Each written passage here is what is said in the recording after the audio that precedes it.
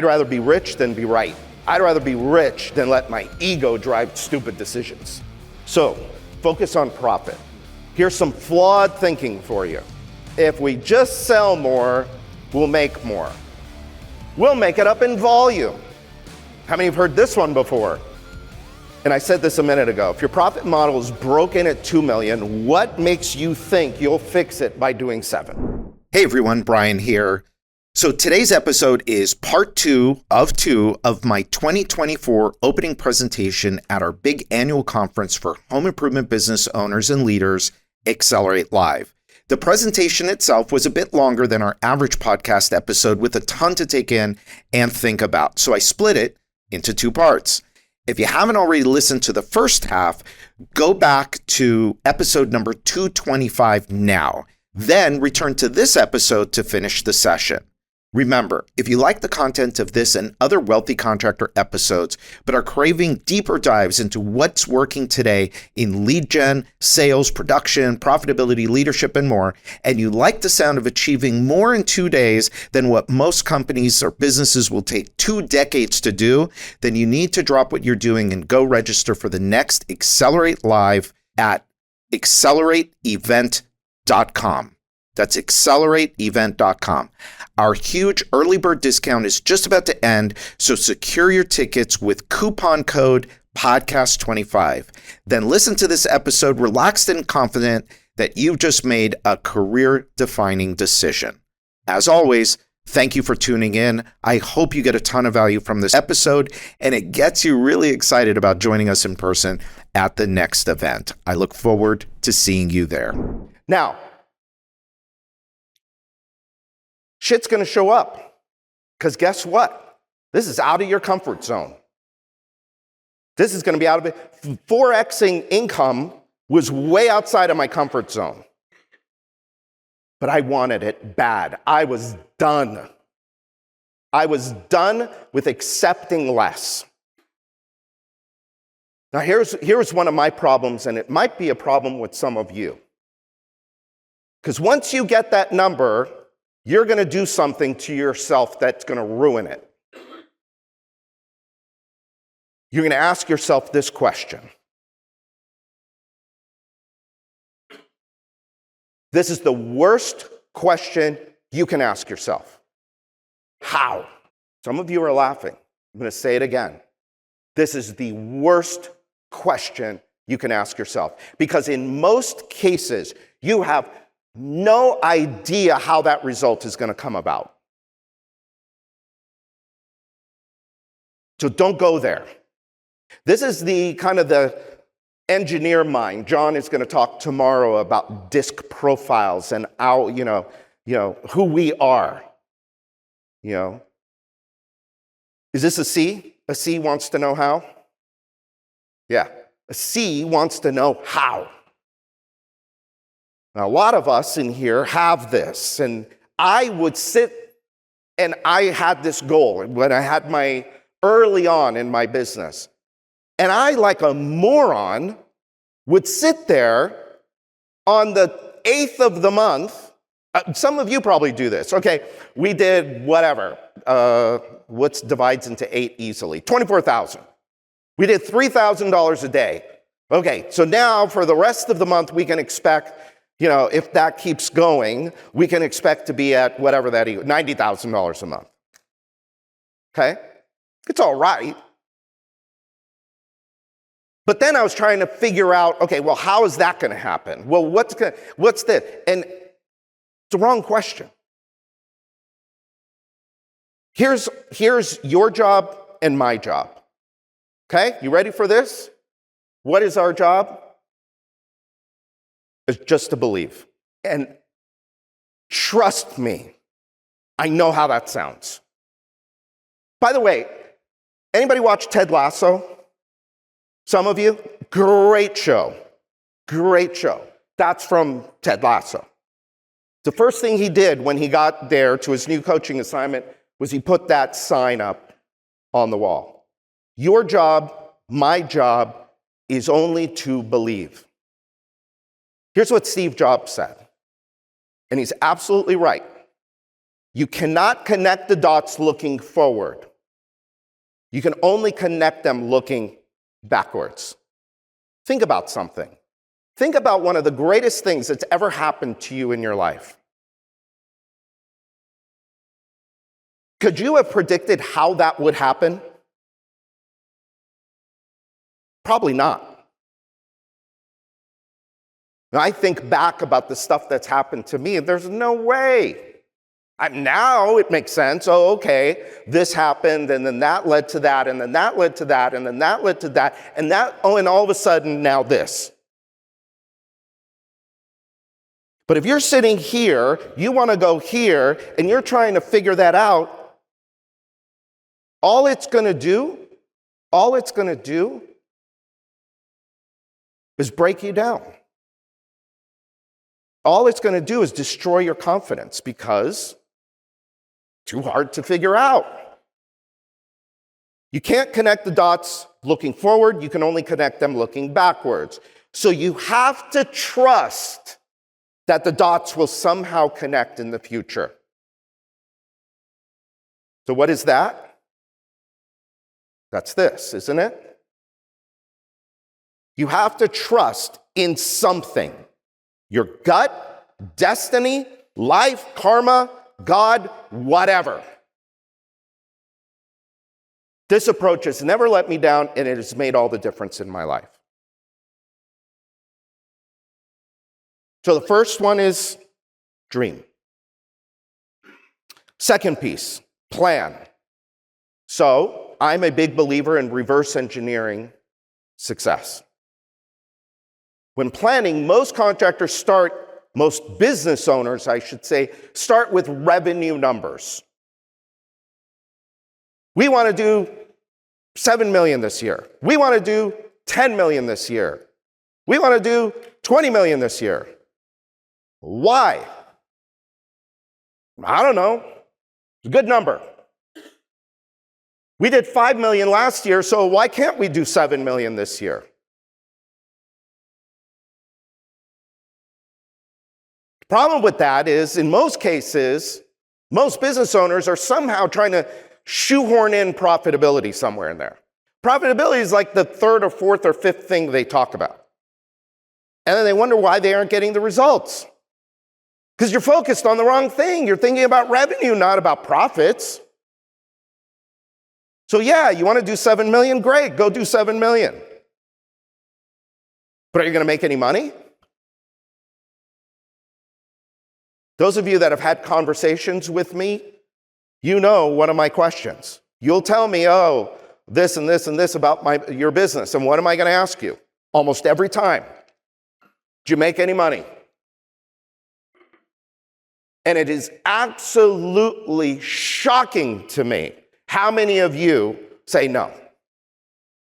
Or, well, but we're reinvesting in the business. The hell does that mean? Did 12 million last year. Did you make any money? Well, this year. We're going to do 15.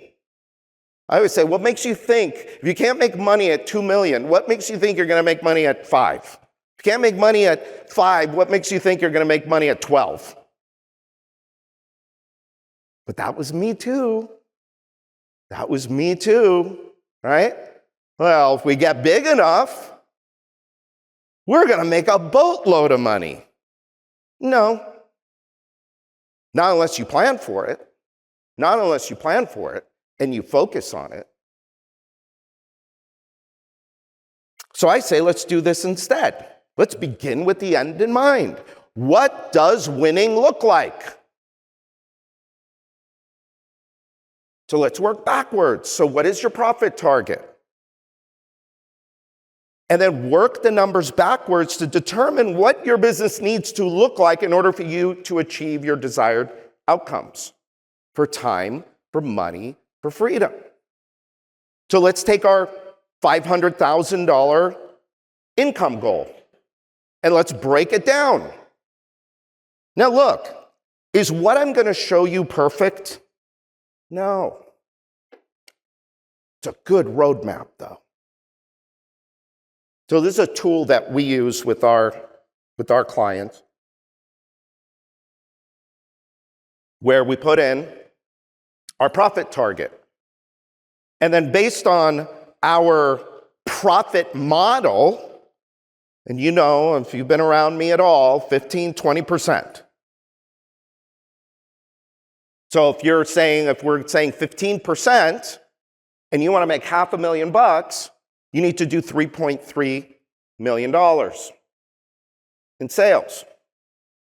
From that job average, so let's say the job average is what, 12,500, we need to install and collect money on 267 jobs. In order to sell that many jobs, we have to issue 860 leads. This business is very formulaic. It's very predictable. Again, is this perfect? No, but it's better than better than what most people are doing. You have to plan for profitability. Mark Curry's going to talk about profit tomorrow. But you got to plan for profitability. There are too many people in business today that do not understand the economics of their business. And they're doing millions of dollars and they don't understand the economics. You got to understand the math, money math. It's one of the most important things for you to understand as an owner. Because if you don't understand it, how are you ever going to make money? There's a whole list of things that you need to understand. Profit is not something that can magically be added on at the end. You got to plan for it from the beginning. And it's a math problem. It's a math problem. You only have 100%. You don't have 110 magically or 120. You have 100. So if you want to make 15, and by the way, these numbers are only just a model. They're just one way of skinning the cat. This is not anything definite, okay? But it's just to give you an idea. But if you want to net 20%,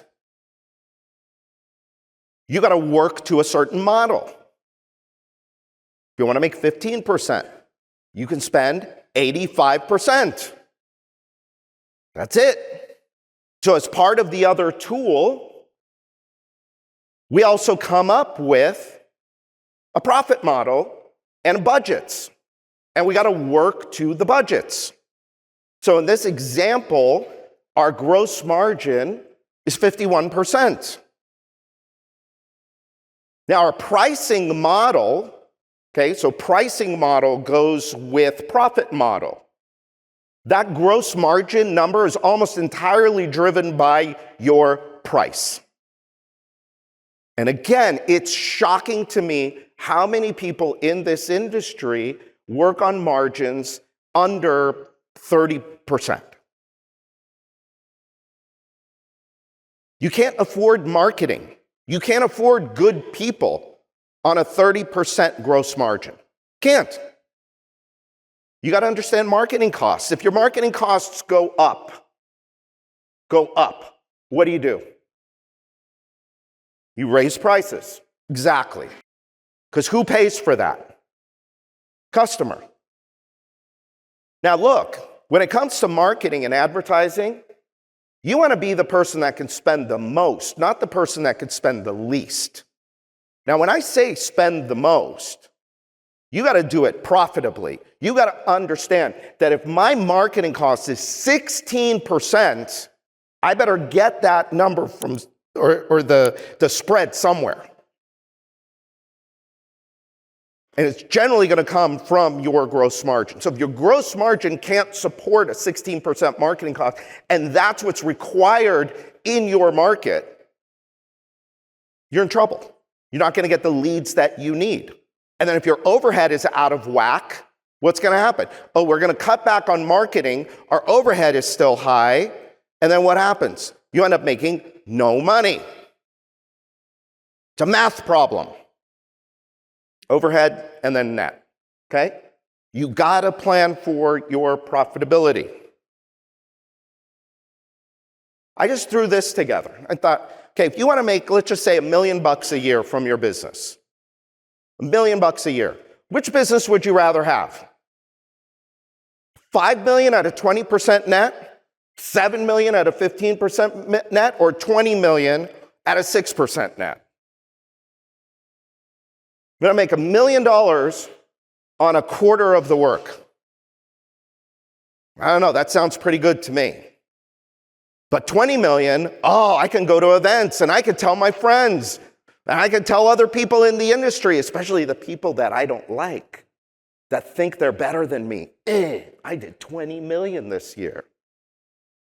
What'd you do? 8.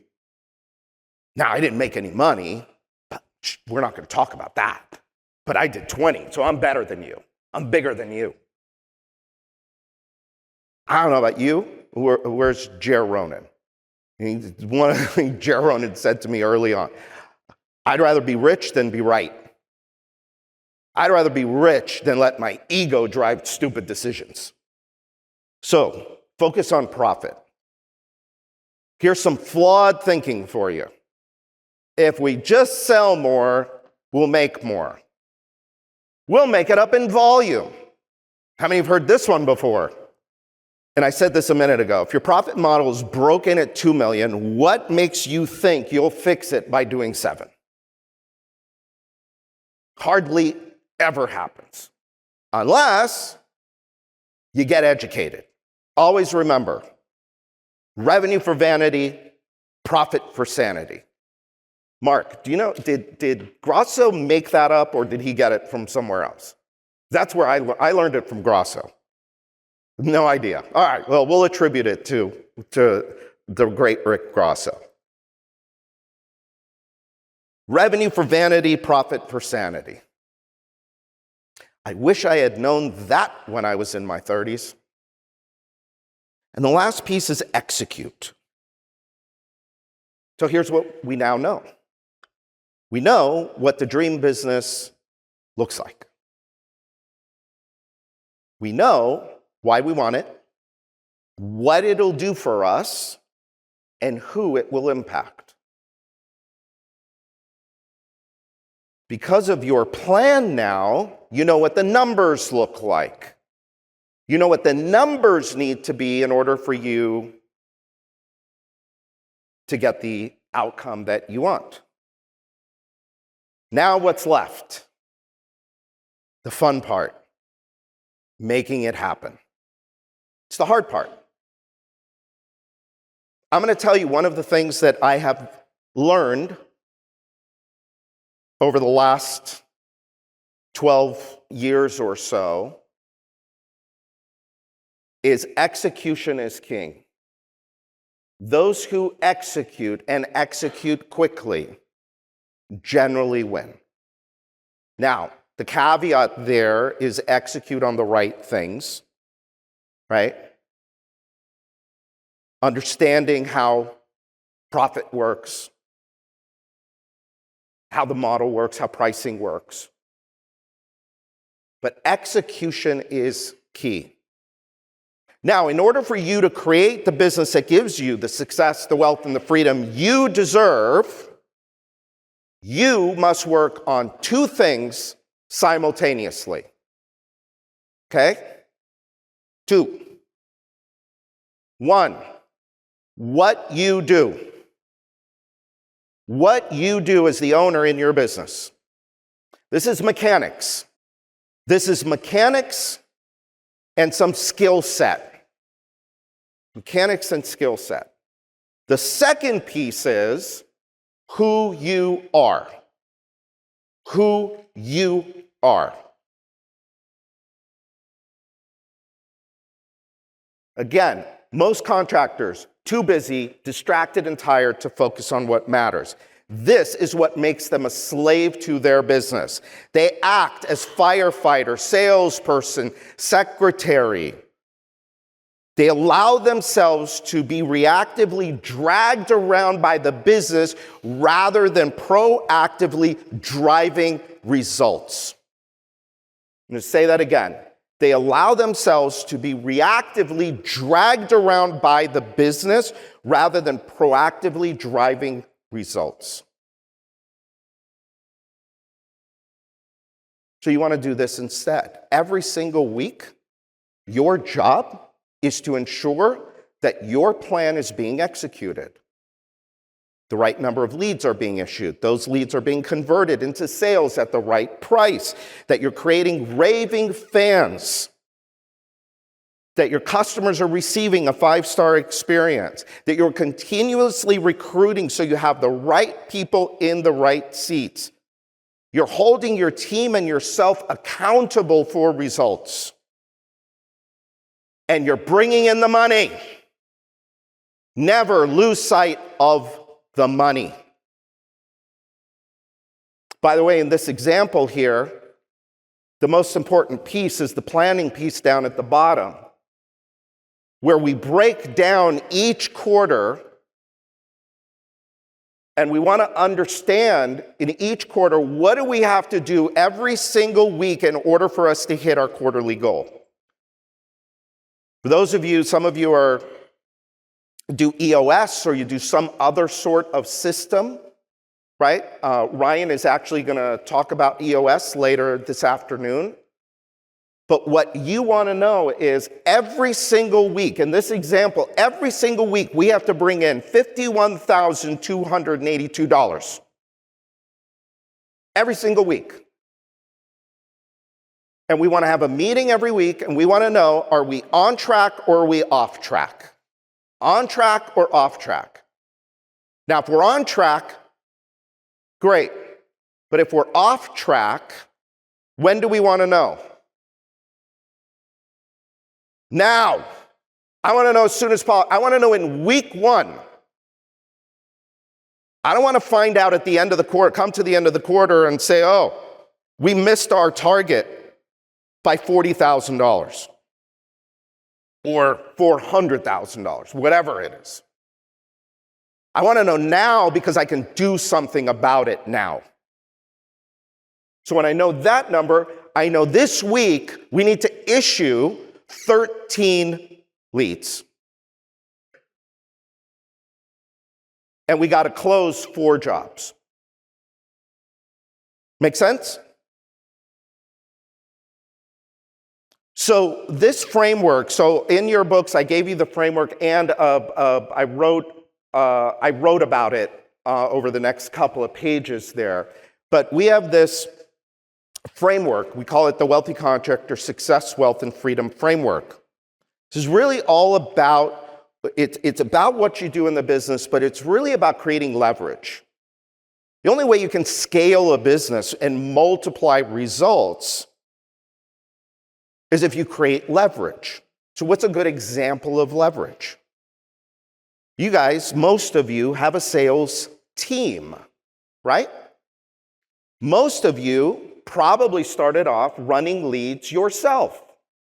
But at some point, you started to bring on salespeople. Now you've got 3, 5, 50, whatever. Every single day, running leads. While you are in the office or on your boat. That's leverage. That's how you multiply results. Now, in this framework, there's 3 big pieces: people, process, and profit.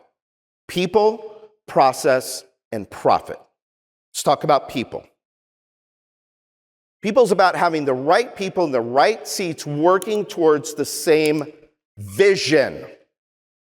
As an owner, your job is to have a big vision that your team can get around. And by the way, just making money is not a good enough vision.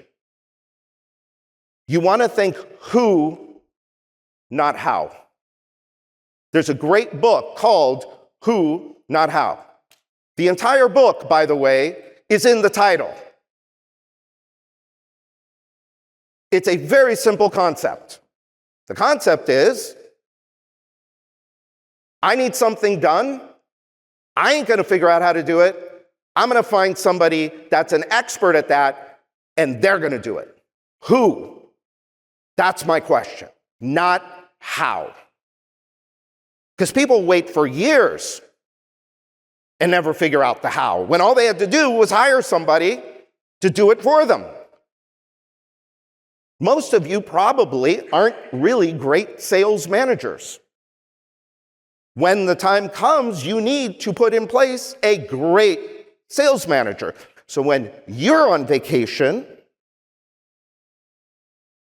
somebody's there. And even when you're not on vacation, somebody is accountable for results. Did we hit our numbers this week? Are we on track or are we off track? It's a who problem, not a how problem. A players, your job is to develop winners. Hire for attitude and aptitude, then teach your system. How many times have you heard this? I ain't the first one to say it. Hire for attitude and aptitude, and then teach your system. John's going to talk a little bit about this when he talks sales later. Surround yourself with winners. You know what's awesome about, there's so many awesome things about winners. Winners love being held accountable. Love it. You know why? They like to win. It's in the name, winners. Winners like to win. Who doesn't like to be held accountable? You guys said it, I didn't. And pay your people well. Pay them very well.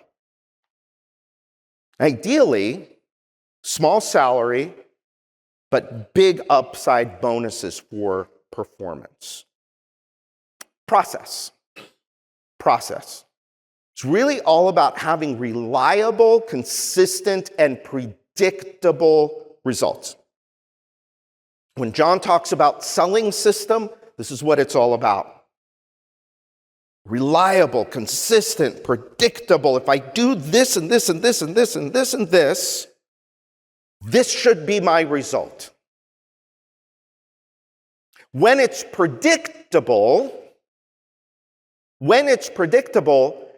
now my planning really means something. Because if I know that again, I'll use sales as an example. If I know we're closing at 32%, I can build my model around 32% close rate to get where I want to go. That doesn't mean that we're not going to try and improve it, but when it's predictable, we can build on it. Each process has to be measurable. It's got to be easy to teach. You've got to be able to replicate it over and over and over again. How many of you have sales classes every month? It should be the same thing over and over and over again. It can be created, bought, modeled, or borrowed. You're going to hear more from Addie, not my Addie, another Addie later today, I think. Today or tomorrow, about process. And from her, you could buy it. She'll do it for you, right? So there's all different ways to skin this cat. Process is about design, creation, testing, implementation, training, practice, measurement, holding accountable, evaluating, and improvement. What'll kill your process? Inconsistency, erratic results, random acts of execution. All of this will kill process, will kill results. Profit. Again, if you're going to do it big. 15 to 20% net. You guys should all consider, by the way, 10% as break even. 10% you should consider break even. If you're under 10 right now, you're leaving a lot of money on the table. So if you get nothing else out of these 2 days, if you get that into your head and you go home and you fix that, this will have been well worth the time and effort of being here. But you could do 15 to 20%. I got lots of clients that do it. Lots. Okay? But it requires an understanding of the economics of your business, the math. You got to have a right pricing model. You've got to work to a budget, to a plan. You've got to have your P&L and your balance sheet ready by the 10th of each month. By the way, it's shocking to me. Mark and I do a profit workshop, and we did a survey. We asked the question, how many of you get your P&L to look at by the 10th of the month? It was under 50%. Under 50%. That's your scorecard for the business. That's what matters. And most business owners don't even look at it. They don't get one. And even if they did get one, they don't know how to analyze it. They don't know if it's right. Do you know how many P&Ls I've looked at where I'll go through? I looked at one recently where I looked at the top number. Okay, this is probably what most of us would do. Look at the top number. And then what I do next, I went straight to the bottom line. Let me see what the bottom line is. Bottom line looks really good. It was like $400 and something thousand for whatever this period was. But then I went and looked at the in-between. Now, first off, the way it was set up and structured was a mess. But there was a negative in the P&L that was like $200 and something thousand. And I asked, what's this? Oh, we don't know. The accountant, and listen, these are great people. These are great people, and they're working hard. But their accountant told them to do this journal entry. I said, well, what the hell's the journal entry? Because that ain't right. So now the entire P&L was suspect. I don't believe any of it because of that one line item. And it's amazing to me how many people in business today allow that of themselves and of their people. Comes down to financial discipline. Do you have it? Or do you not? I'll tell you something. All my friends and clients that are rich, they got financial discipline. Who you are. Developing yourself. In order for you to build the business of your dreams, you must grow and evolve as a person and as a leader. As a person and as a leader. This requires working on your own internal operating system, your mindset, what you think and believe about yourself and the world around you. This quote, I use this a lot. I think it's loosely based on something Les Brown said, but I love it. To do something you've never done before, or to have something you've never had before, you have to become someone you've never been before. I was talking with somebody, I think yesterday, about income. When you make a couple $100,000 a year, you're up in the top 10%, I think, of income, or top 5, top 10. When you go from there to $500,000, the complexity multiplies. When you go from $500,000 to over $1 million of personal income, it's a whole nother world. The language is different. The skill set required to think about it and manage it and deal with the taxes and deal with the accountants and deal with the whoever else, the financial advisor that's involved.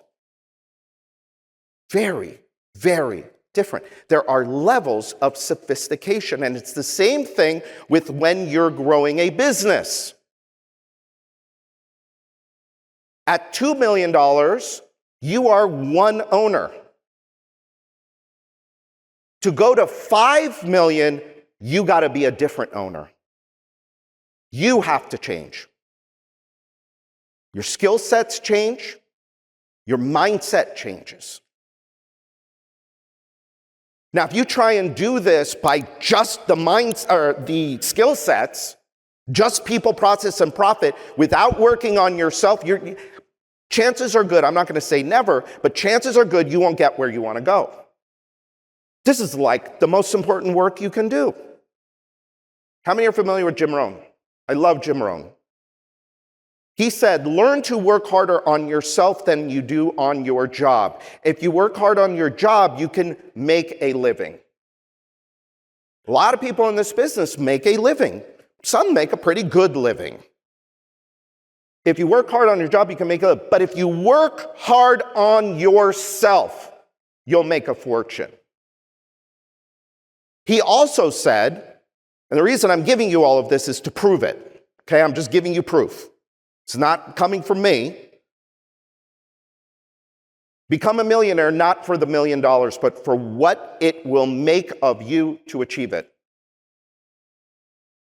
I don't know how many of you have $1 million in an investment account, in cash. But boy, it feels different when you've got $1 million. Life, you look at life different, see things differently. It's not about the money. It's about who you had to become in order to have $1 million. How many people do you know that have $1 million in cash? You know? There aren't a lot of people that have $1 million in cash. Now, in our circles, in my circle, almost everybody's got. But for most folks, they don't know anybody that's got $1 million. Success is not to be pursued, it is to be attracted by the person we become. Success is not so much what we have as it is about what we are. So you need both. You need skill set, you need mindset. What you do and who you are. How many are familiar with the Groundhog Day idea, right? How many business owners have you met that have been in business for 15 years but are in the same place now that they were 12 years ago? We've been in business for 15 years. Well, arguably, you've been in business for a year, you've just done it 15 times. Because you haven't learned anything, you haven't grown as a person, you're still doing the same things, you still have the same problems. Insanity is what? The definition of insanity, doing the same thing over and over again, but expecting different results. John talks about the hamster wheel. That, my friends, is a formula for living your life on a hamster wheel.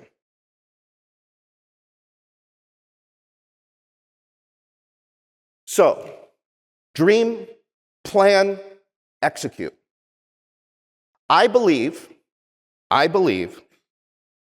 that if you're clear about what it is that you want, like crystal clear, and you feel it in your gut, and you want it bad, you have a burning desire for it, and then you create a plan, and then you get to work on that plan, I think you can make almost any goal happen within 36 months. Our income that went up 4 times, it did end up going up 4 times in 18 months. From the moment I made the decision, it took 18 months to accomplish the goal. What changed? I changed. And the world around me changed because of who I became.